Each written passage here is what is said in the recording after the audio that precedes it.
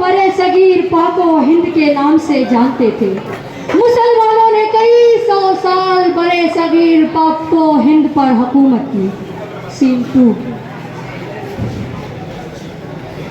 अंग्रेज ताजिर बनकर बड़े सगीर में दाखिल हुए और आहिस्ता आहिस्ता बड़े सगीर पर काबिज हुए। सीन 3।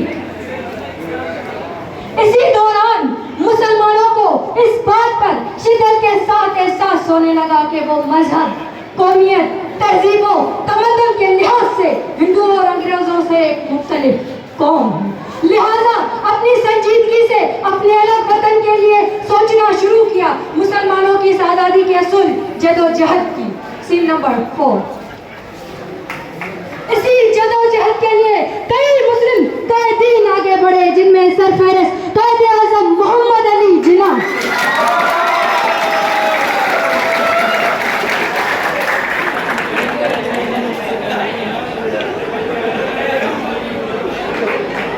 फातिमा जिन्ना,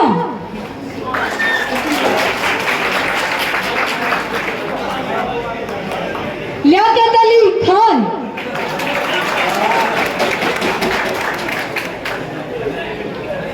और अल्लामा मोहम्मद इकबाल शामिल थे।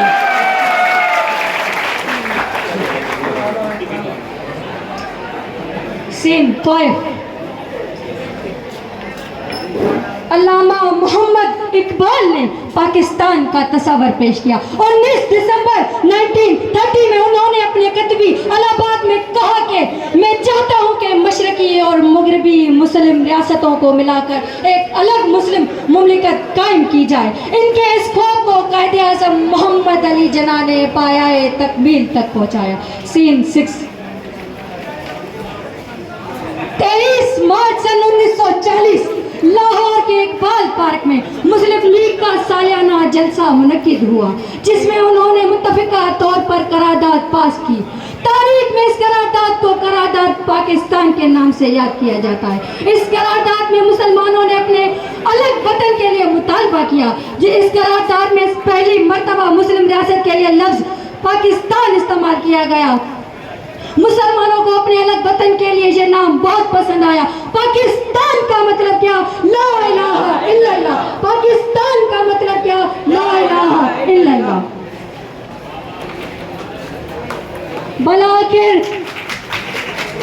बलाकिर कायद-ए-आज़म मोहम्मद अली जिन्ना की क़यादत में मुसलमानों का ये ख्वाब 14 अगस्त सन 1947 को पायाए तकमील तक पहुंचा। आइए चलते हैं 13 और 14 अगस्त के दरमियानी शब के हर तरफ आगे शहर में और मुसलमानों के खास ऐलान का इंतजार कर रहे हैं। वीडियो पर नशरियात जारी है। Scene number 7। अस्सलाम वालेकुम। तारीख 13 अगस्त सन 1947, वक्त रात 11:50। ये ऑल इंडिया रेडियो से आप हमारे अगले ऐलान का इंतजार कीजिए। Scene number 8। तारीख 14 अगस्त सन 1947, वक्त रात 12